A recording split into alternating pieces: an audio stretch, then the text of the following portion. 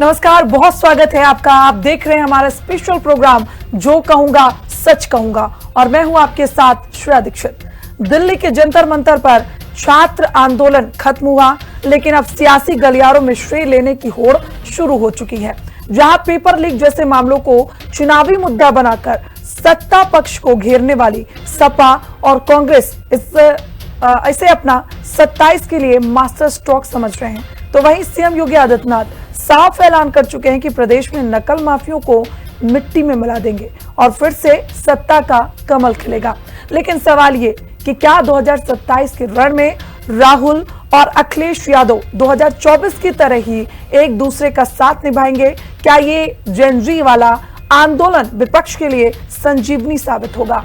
इन्हीं तमाम मुद्दों पर हम चर्चा करेंगे। हमारे साथ पैनल भी जुड़ेगा, लेकिन उससे पहले एक रिपोर्ट।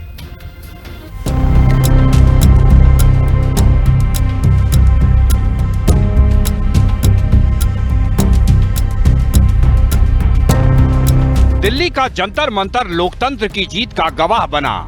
धर्मेंद्र अब शिक्षा मंत्रालय के प्रधान नहीं रहे। प्रहलाद जोशी ने कमान भी संभाल ली, लेकिन सियासी गलियारों में आंदोलन विजेता बनने का श्रेय लेने के लिए होड़ मची है।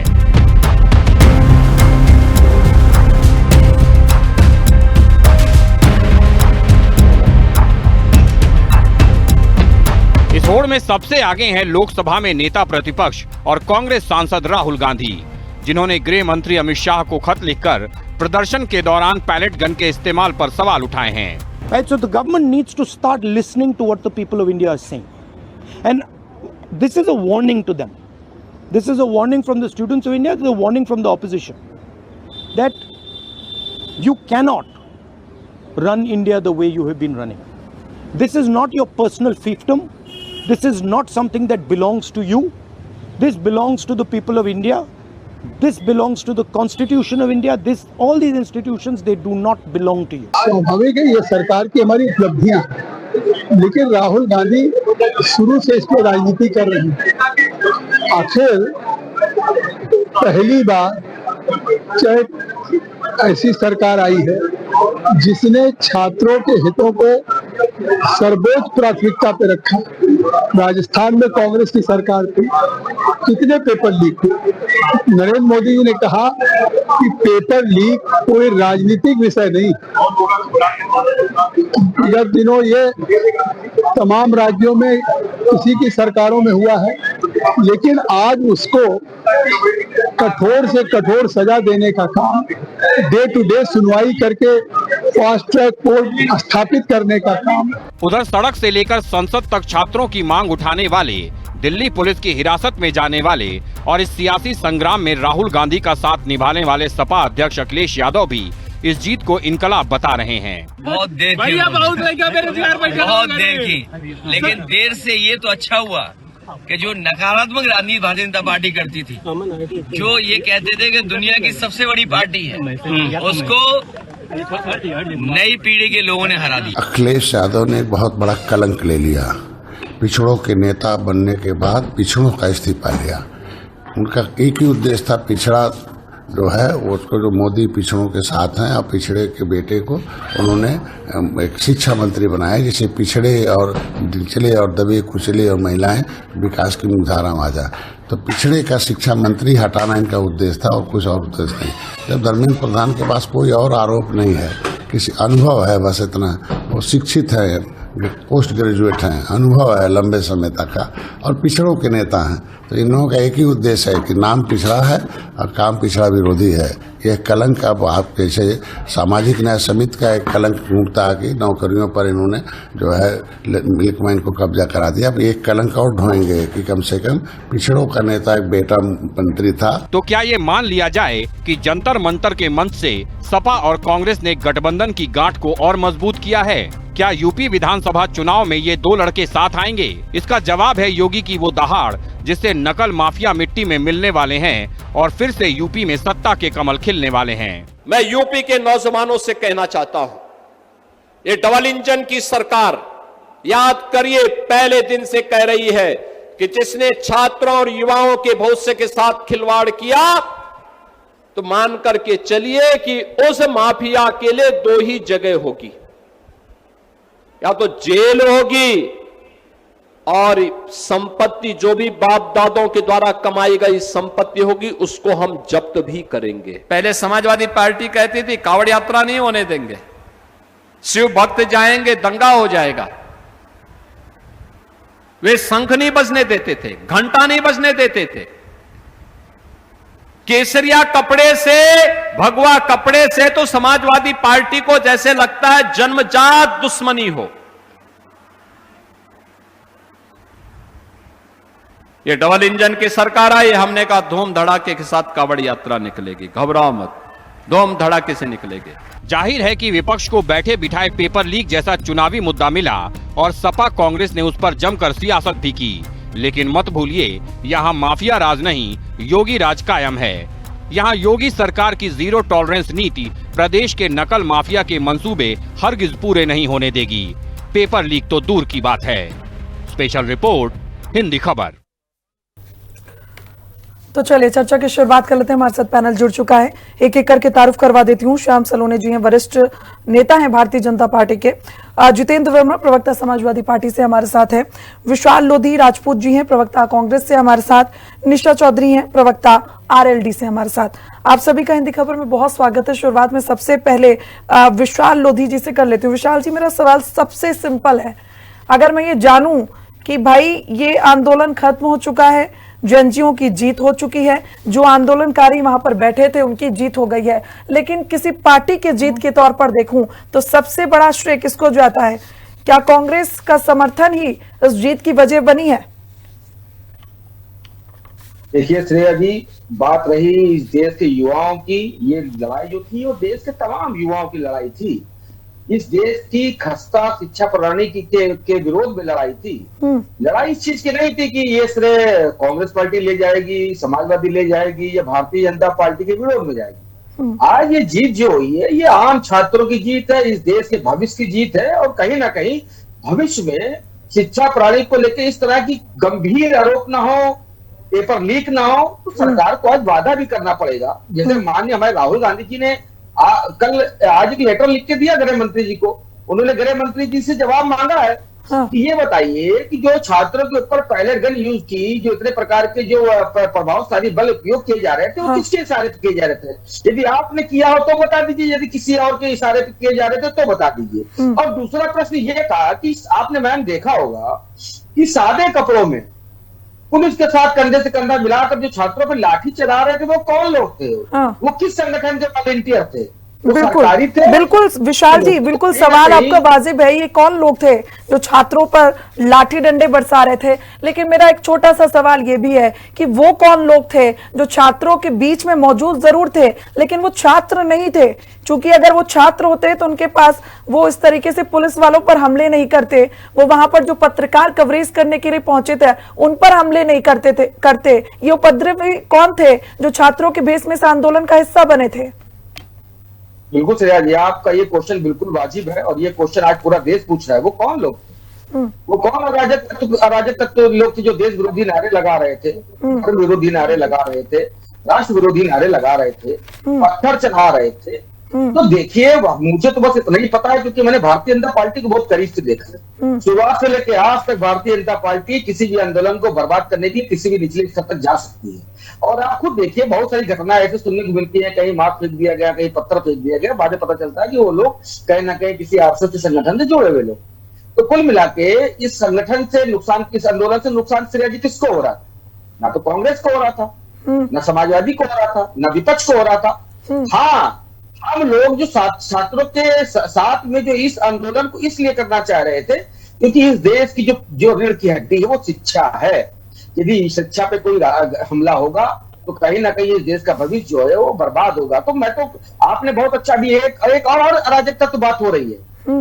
लोग कह रहे हैं होड़ लगी हुई है श्रेय लेने की। कहीं होड़ नहीं लगी हुई है, पूरा श्रेय जो है छात्रों का है, छात्रों के बलिदान का है, उन लाठियों का है जो हमारी बेटियों। ठीक है, मेरे सवाल का जवाब मिल गया विशाल जी। मैं आगे बढ़ रही हूँ जितेंद्र वर्मा जी का एक बार। ठीक है, मैं आऊंगी आपके पास। विशाल वर्मा जी, क्या इस बार 2027 के चुनाव में एक साथ गठबंधन की जो लहर चलती आई है चुनावों से पहले, समाजवादी पार्टी की, कांग्रेस की, ये तमाम इंडी गठबंधन में जो लोग हैं, एक बार फिर से उत्तर प्रदेश में नजर आएगा, क्योंकि 27 का चुनाव एकदम नजदीक है। और उसके बाद जो और महत्वपूर्ण सवाल है वो ये कि चुनाव खत्म हो जाएगा, पार्टी किसी, सरकार किसी की भी बने, आपकी बने या फिर बीजेपी वापस वहां पर आए, क्या उसके बावजूद भी ये गठबंधन की मजबूती जो हमें पहले दिखाई देती है इलेक्शन के पहले, वो जीतने के बाद या हारने के बाद भी दिखेगा?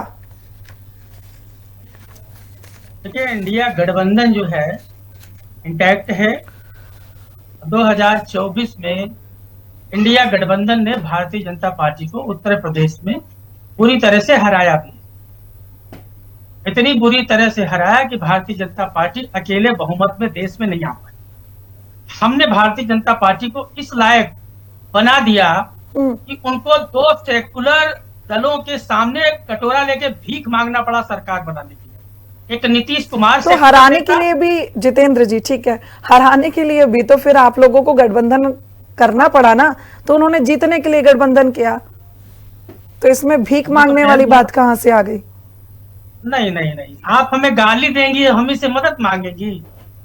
ये पूरी जिंदगी बीजेपी के लोग चंद्रबाबू नायडू के पीछे पड़े रहे, उनको जेल भेज दिया, उनके घर का सारा सामान निकलवा दिया, कितनी कार्रवाइयां की, ईडी, सीबीआई और इनकम टैक्स कुछ छोड़ा था, उसके बाद भी। और सेकुलर से तो उन्हें नफरत है, सेकुलर शब्द से बीजेपी को नफरत है। चंद्रबाबू नायडू का बड़ा ख्याल आ रहा है, भीख का कटोरा लेके पहुंच गए, हाय मोदी को बचाओ, हाय मोदी की गवर्नमेंट बनाओ, क्योंकि मोदी जी को तो मालूम है सत्ता से जाने के बाद नोटबंदी का भी जांच होगा और आतंकवादी इनकी सरकार में कैसे बीजेपी से सेटिंग करके देश पे हमला करते रहे उसका भी जांच होगा। 300 किलो आरडीएक्स कहां से आया था, सत्यपाल मलिक क्या कहना चाहते थे, अंत में भी सत्यपाल मलिक क्या कहते कहते मर गए। तो इन सब चीजों की जांच ना होगी तो उसमें मोदी और अमित शाह का गर्दन तो फंस जाएगा।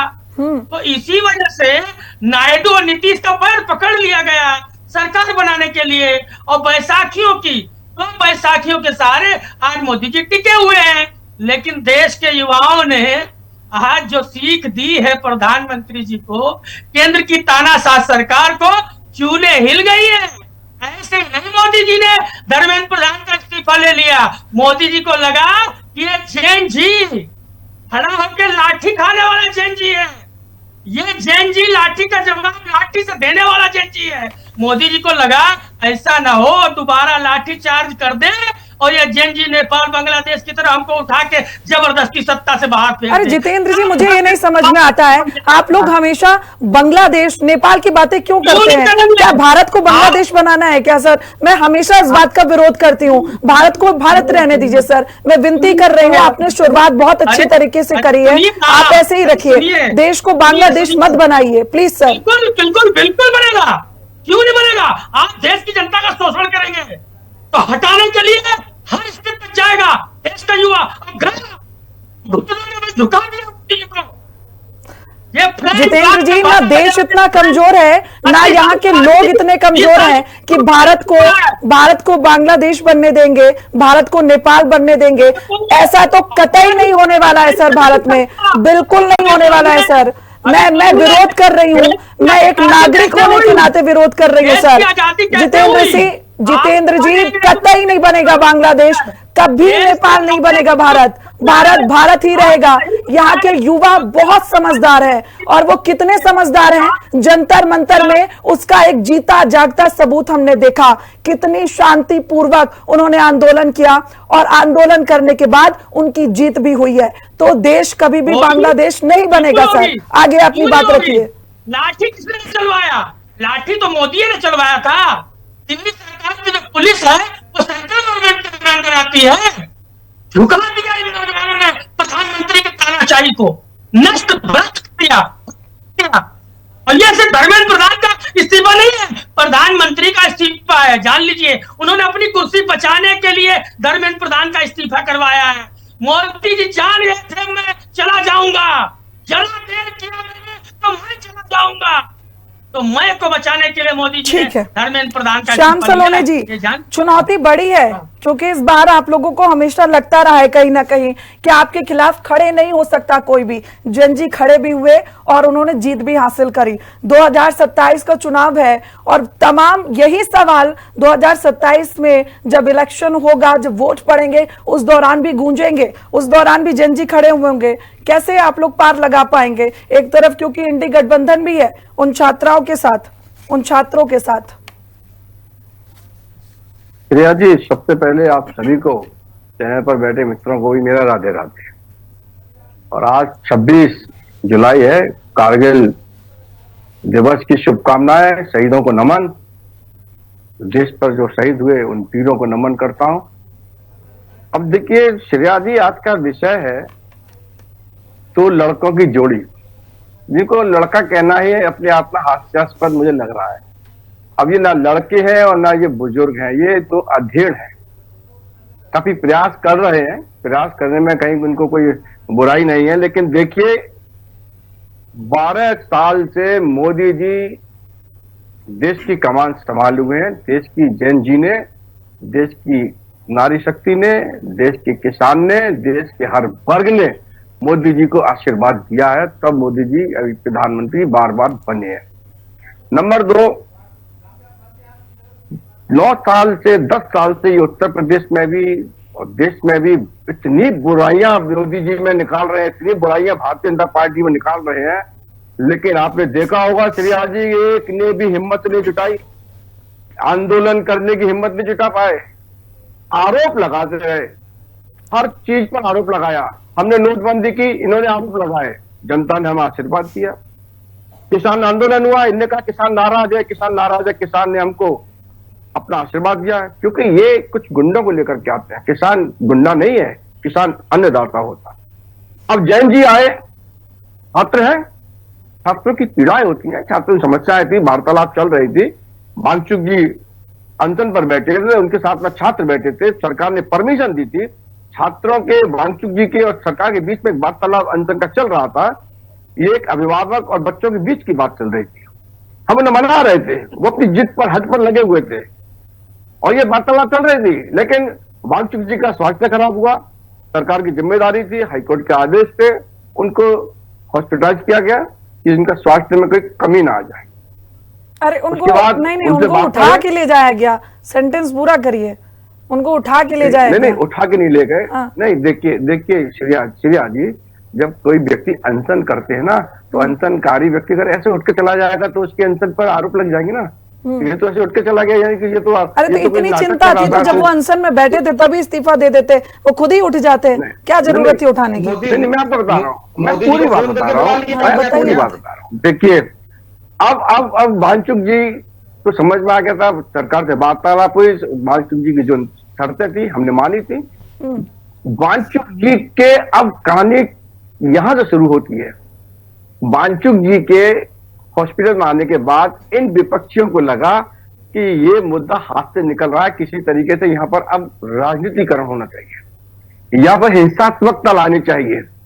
वो हिंसात्मकता के लिए इन्होंने फिर अपने कुछ गुर्गों को वहां छात्रों के रूप में भेजा, जिन्होंने पत्थरों से, वीडियो है बाकायदा, छोटे छोटे पत्थर की गिट्टियों से, जैसे कश्मीर में जो लड़के पत्थर चलाते थे सेना के ऊपर, ऐसे यहाँ पर अर्धसैनिक बलों पर, पुलिस, दिल्ली पुलिस पर पत्थर बरसाए गए। पुलिस ने आत्मरक्षा में उन पर लाठियां भाजी। कुछ पुलिसकर्मियों ने गलत तरीके से किया, जो नहीं होना चाहिए था। सरकार के और जैन जी के बीच में वार्तालाप हुई, जैन जी और सरकार की वार्तालाप सफल हो गई। उन्होंने कहा हमें इस्तीफा चाहिए। हट थी, बालकों की हक थी, बच्चों की हक थी। हक के सामने बड़े परिवार में यदि कोई बच्चे नहीं मानते तो फिर परिवार के बुजुर्ग को, परिवार के मुखिया को कभी कभी झुकना पड़ता। हम झुके, हमने मानते हैं, हमने बच्चों की बात में मानी, बच्चों ने सम्मान किया, दोनों के बीच में समझौता हुआ। अब आप देखिएगा आगे क्या हो रहा है कि जब उनको लगा कि इनके बीच में वार्तालाप हो रही है तो राहुल जी पहुंच गए प्रधानमंत्री आवास घेरने के लिए। उन्होंने कहा कि क्रेडिट ले लिया जाए, जाते जाते कुछ तो मिल जाए, भागते भूत की लंगोटी बोली हमारे यहाँ उत्तर प्रदेश में कहावत है। श्याम जी, ये कहानी सबको पता है, मैं वो जानना चाहती हूँ जो कहानी नहीं पता है किसी को 2027 की, उसको क्या समझ रही है बीजेपी 2027 में? बस आप वो बताइए, फिर निशा जी के पास जा रही हूँ, उनका जवाब भी लेना। देखिए 2027 में किसान को हमने जितनी सुविधाएं दी है उतनी सुविधा आज तक किसी ने नहीं दी। छात्रों को हमने सुविधाएं दी है। इन्होंने तो छात्रों के साथ क्या किया था समाजवादी पार्टी ने? स्वतंत्र प्रणाली लाई थी। ठीक है, मैं एक बार जो कहानी आपने सुनाई मैं निशा जी के मुंह से सुनना चाहती हूँ। निशा जी, इस कहानी का समर्थन करती हैं आप कि जो वहां पर उपद्रवी थे वो कह रहे हैं कि भैया वो तो विपक्ष के लोगों ने भेजा, विपक्ष ये कह रहा है कि वो पार्टी के लोग थे, बीजेपी के? अच्छा, मैं 10 सेकंड और दे रहा हूं। अपने मुद्दे बचे नहीं। जब इनका राज था इन्होंने कुछ किया नहीं, गिनाने के लिए कोई काम नहीं है कि हमने ये किया। तो अब बचा क्या कि दूसरे का आंदोलन, छात्रों की समस्याएं थी, उनका अधिकार है, लोकतंत्र में अधिकार है कि वो सरकार से नाराज हो सकते हैं, सरकार से अपनी मांगे रख सकते हैं और सरकार उनको मानती है, मानना चाहिए, जो आज एनडीए सरकार ने किया भी। छात्रों की जो समस्या थी वो छात्रों ने ही उठाई थी, लेकिन शायद विपक्ष को ये लगा कि इसको राजनीतिकरण करके हमारी कुछ सीटें बढ़ जाएगी, हमारा कुछ वोट बैंक बढ़ जाएगा। इनको पता होना चाहिए, वो जैनजी जो अपने अधिकारों के लिए आज मांग रख रहे थे, उनको पता है कि पीछे पहले से इन सरकारों ने उनके साथ क्या किया है। ये आज बात करते हैं, इमरजेंसी लगाने वाले लोग बात करते हैं कि यहाँ छात्रों की बात, अरे भाई यहाँ सुनी जाती है, किसानों की भी सुनी जाती है, छात्रों की भी सुनी जाती है, महिलाओं की भी सुनी जाती है। ये वो सरकार है जो सबकी समस्याओं के समाधान पे ज्यादा काम करती है, आपकी तरह संसद से वॉकआउट नहीं करती। और रही बात श्रेया जी वहां पर जो दंगेबाजी करने की, ये बिल्कुल सत्य है कि बहुत सारे वहां अगर सही आंदोलनकारी थे तो उनके बीच में कुछ ऐसे बच्चे भी आए, कुछ ऐसे विद्यार्थी भी आए, वो विपक्ष ने भेजे, क्यों भेजे, उनका क्या कारण था? आप देखिए, क्या किसी सैनिक के ऊपर आप लाख घूसे चलाएंगे? वो देश का सच्चा सेवक है, आप उसके ऊपर लाख घूसे चलाएंगे? वो भी पढ़े लिखे अच्छे बच्चे जो अपने हकों के लिए वहां खड़े हैं, वो क्यों चलाएंगे? और जिस तरीके की अभद्र भाषा का प्रयोग देश के माननीय प्रधानमंत्री के लिए किया गया, क्या आपको लगता है कि पढ़े लिखे परिवारों के बच्चे ऐसा करेंगे? खासकर नीट की परीक्षा देने वाले बच्चे, जो नीट की परीक्षा देने वाले, जो भविष्य डॉक्टर बनने वाले हैं, क्या वो ऐसी भाषा का प्रयोग करेंगे जिस अभद्र भाषा का प्रयोग वहां पर कुछ बच्चों के द्वारा किया गया? तो आप मुझे बताइए, क्या उसकी जवाबदेही लेनी चाहिए कि नहीं लेनी चाहिए? विपक्ष का काम है सिर्फ और सिर्फ मुद्दों को जो उठे हैं उनके ऊपर अपनी टांग लगा लेना और ये सोचते हैं उससे हमारा वोट बैंक बढ़ जाएगा। ऐसे नहीं बढ़ेगा। आपने जो काम नहीं किया आप उसको देखिए, इस सरकार ने काम किया, योगी सरकार के किए हुए कामों को देखिए। जनता आज, चाहे वो युवा है, चाहे वो महिला है, उसकी कानून व्यवस्था, उसकी सुरक्षा उसके लिए सबसे बड़ा मुद्दा था। आज महिलाएं खुद कहती हैं कि हमने ऐसा राज उत्तर प्रदेश में कभी देखा नहीं था। आप सोचिए कि आज कौन सा ऐसा वर्ग है जिसके लिए सरकार ने कुछ ना किया हो। रही बात समस्याओं की, अगर समस्या ही नहीं होंगी तो देश में फिर तरक्की क्या हो रही है? समस्या तो होंगी, चाहे परिवार हो चाहे देश हो, लेकिन उन समस्याओं को सुनने वाली सरकार होना और उसके समाधान के लिए संसद में बैठ के विचार करना, उस पर चर्चा करना, मुझे लगता है वो सबसे ज्यादा जरूरी होता है। लेकिन यहाँ क्या चाहिए इनको? ये जाकर के भड़काने के लिए बैठ जाते हैं। वहां छात्रों के आंदोलन में आप जा रहे हो, कभी छात्रों के लिए इससे पहले अगर सोचा होता तो ज्यादा अच्छा होता। पूछे, राजस्थान में जब पेपर लीक हुआ था तो इनके मुख्यमंत्री, इनके मंत्रियों ने कहा था कि हमने थोड़ी कराया, पेपर कराने वाली तो एक अलग संस्था है, ये तो उसकी जिम्मेदारी है। तो ये सरकार वो नहीं है, ये सरकार जिम्मेदारी लेती है। माननीय हमारे धर्मेंद्र प्रधान जी ने इस बात की जिम्मेदारी ली, उसके ऊपर बातचीत की, छात्रों से बातचीत की, सरकार के कई दौर में बातचीत हुई और यही होना भी चाहिए। बिल्कुल निशा जी, होना तो यही चाहिए था। लेकिन मेरा छोटा सा सवाल है और मुझे ऐसा लगता है कि ये थोड़ा सा जल्दी हो जाना चाहिए था। क्यों छात्रों को आंदोलन करना पड़ा? क्यों स्थिति इतनी बिगड़ी? क्यों उनको संसद का कूच करने की जरूरत पड़ी? तो मुझे लग रहा है अगर ये पहले हो जाता तो शायद बच्चों के साथ इंसाफ जल्दी हो जाता, उनको इस तरीके से सड़कों पर नहीं उतरना पड़ता। बिल्कुल इस बात से सहमत है कि जल्दी हो जाता। लेकिन देखिए, कोई भी चीज की जब डिमांड होती है, आज तीनों डिमांड छात्रों की मानी गई। मतलब ऐसा बहुत कम होता है कि आंदोलन में तीनों मांगे उनकी मानी गई, यानी कि छात्रों का भविष्य सरकार के लिए सर्वोपरि है। और अगर निशा जी, इसी को लेकर तो विपक्ष कह रहा है कि मजबूरी में मानी। आप मुझे इसका जवाब दीजिए, मजबूरी में आप लोगों ने ये तीनों मांगे मानी है या फिर सच में आप छात्रों के साथ हैं? एक सच्ची सेवा करने का रास्ता है, ऐसे नहीं कि सिर्फ उनसे वोट लेकर के हम उसको नकार रहे हैं। उनकी सुनवाई होनी चाहिए, उनके समाधान होने चाहिए, लेकिन समाधान पे चर्चा होनी चाहिए। चलिए ठीक है, जितेंद्र जी कुछ कह रहे हैं। सोचिए, माननीय प्रधानमंत्री जी ने खुद ये बोला कि दोस्तों ये जो चीज हो रही है आगे आगे उस पर इतने अच्छे सुझाव मिल रहे हैं छात्रों से, तो इसमें कोई बड़ा बदलाव आएगा। पहले की सरकार की तो नियत ही नहीं थी, आज की सरकार प्रधानमंत्री मोदी आए ना, प्रधानमंत्री मोदी आए, 3 मिनट का वीडियो बनाया और फ्रेंड्स कह के सारी महफिल लूट के चले गए।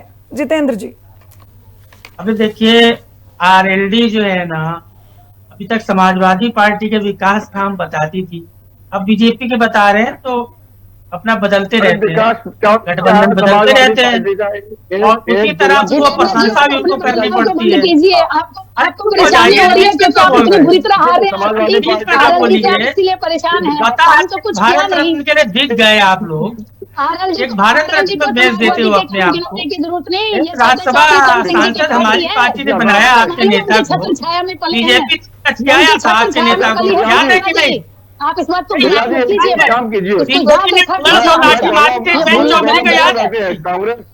वो तो आप लोगों ने बचा लिया था। किसान देख रहे हैं, महिला देख रही है। चलिए ठीक है, एक एक करके बोलिए, एक एक करके बोलिए। जितेंद्र जी आप अपनी बात रखिए, निशा जी आऊंगी मैं, ठीक है, श्याम जी रुक जाइए, मत बोलो ना, ठीक है, एक एक करके बीच में ना बोलो, अपनी बारी पर बोल लेना। हमारा कोई सवाल का उत्तर खराब लगे तो अपनी बारी पर। भाई जयंत चौधरी को लाठी से मारा कि नहीं मारा? बता रहे हैं आप, क्यों परेशान हो रही है? वो तो समर्थक बीच में थे, भरता बना देते मारते मारते।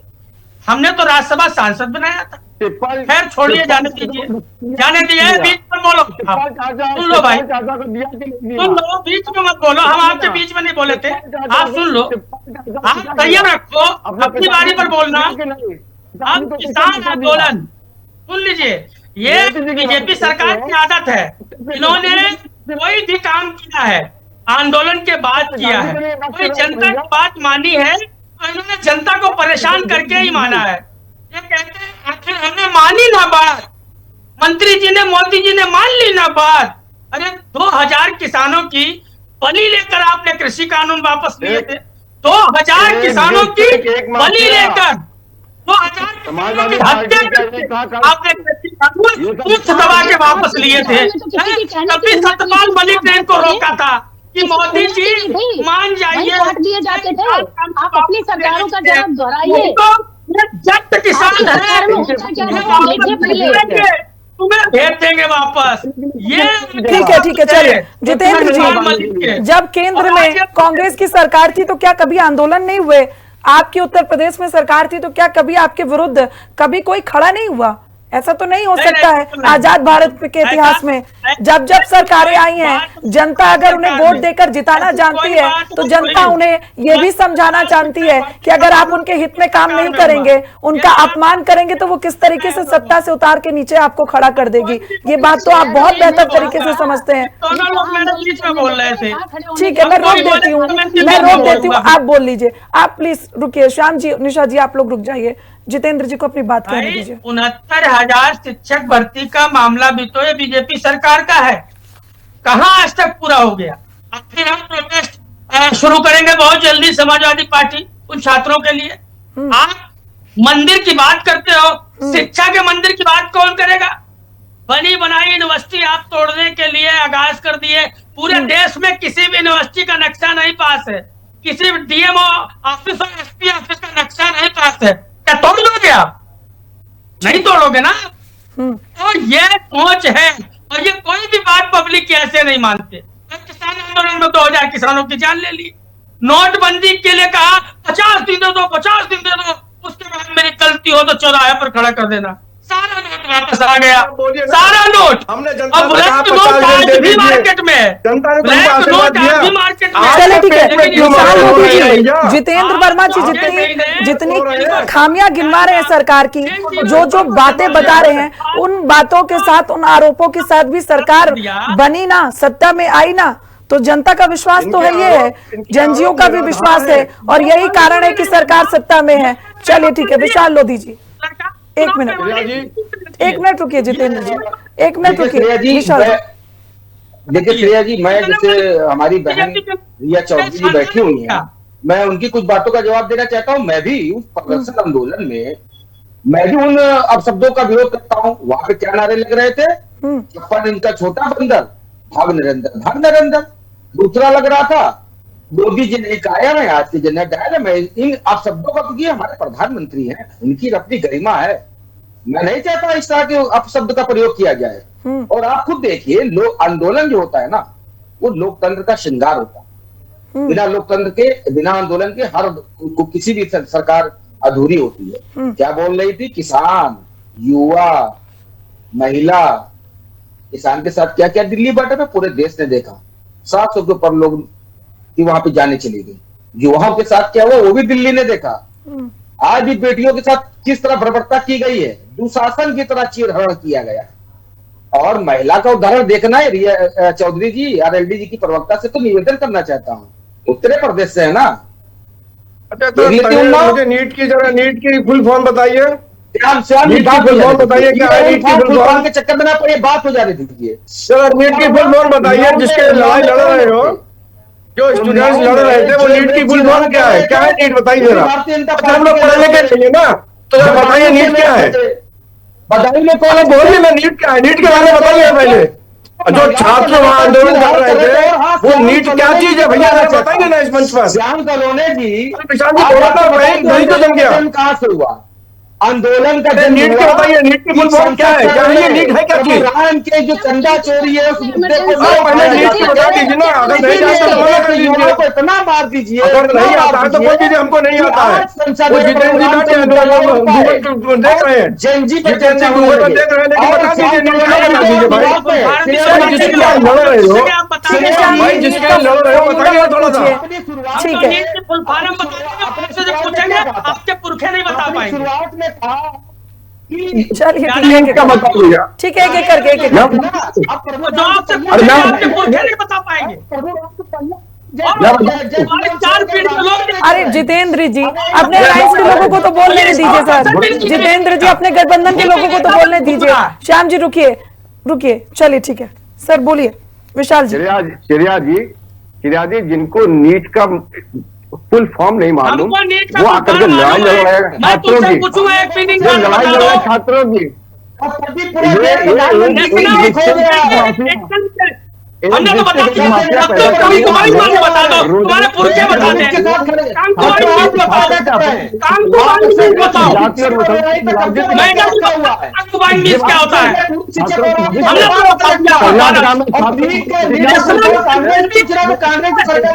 यही मुद्दा रहेगा 2027 का। श्याम सलोनी जी, नीट का जो फुल फॉर्म नहीं बता पाएगा वो सत्ता से बाहर रहेगा। अरे छोड़िए ना, आगे बढ़िए, बच्चों के भविष्य की बात करिए। दोबारा पेपर लीक ना हो, दोबारा ये जेनजी सड़कों पर ना उतरे, उस पर बात करते हैं। चलिए श्याम जी, कहीं जैन जी नहीं आएगा सड़कों पर, ना कोई पेपर लीक होगा। ये आप देखिएगा इस बार जैन जी के साथ में यही जैन जी इसी सरकार को बनाएंगे पुनः। अभी उत्तर प्रदेश में योगी जी की सरकार बनेगी और 2029 फिर मोदी जी की सरकार, यही जैन जी बनाएंगे। लिख लीजिए, ये लोग केवल उनके कंधे पर बंदूक रख करके उनको अराजकता फैलाने का प्रयास कर रहे थे। बिल्कुल नहीं श्याम जी, बिल्कुल नहीं। जैन जी बहुत समझदार है। जैन जी कतई अपने कंधे पर बंदूक रख के चलाने का मौका किसी को नहीं देगा, चाहे वो बीजेपी हो, समाजवादी पार्टी हो या फिर कांग्रेस हो। फिलहाल समय इतने की इजाजत देता, आप सब हमारे साथ जुड़े, चर्चा में शामिल हुए, उसके लिए बहुत बहुत शुक्रिया। 2027 का चुनाव एकदम नजदीक आ चुका है और सबसे बड़ी चुनौती इस बार सरकार के लिए जेनजी बनी हुई है, क्योंकि जिस तरीके से जेनजी सड़कों पर उतरी है और उसके बाद सरकार को उनकी बात माननी पड़ी, धर्मेंद्र प्रधान का इस्तीफा हुआ। अब सवाल यही कि 2027 के चुनाव में भी क्या जिस तरीके से विपक्ष जेनजीओ का सहारा लेकर सरकार को घेरने की कोशिश कर रहा है, और ऐसा ही कुछ 2027 में भी देखने को मिल सकता है, या एक बार फिर से 2027 के चुनाव में बीजेपी जेनजीओ का और देश की जनता का विश्वास जीत के एक बार फिर से सत्ता में वापसी करेगी या नहीं। फिलहाल बुलेटिन में इतना ही। देश दुनिया की तमाम जानकारी के लिए देखते रहिए हिंदी खबर। नमस्कार।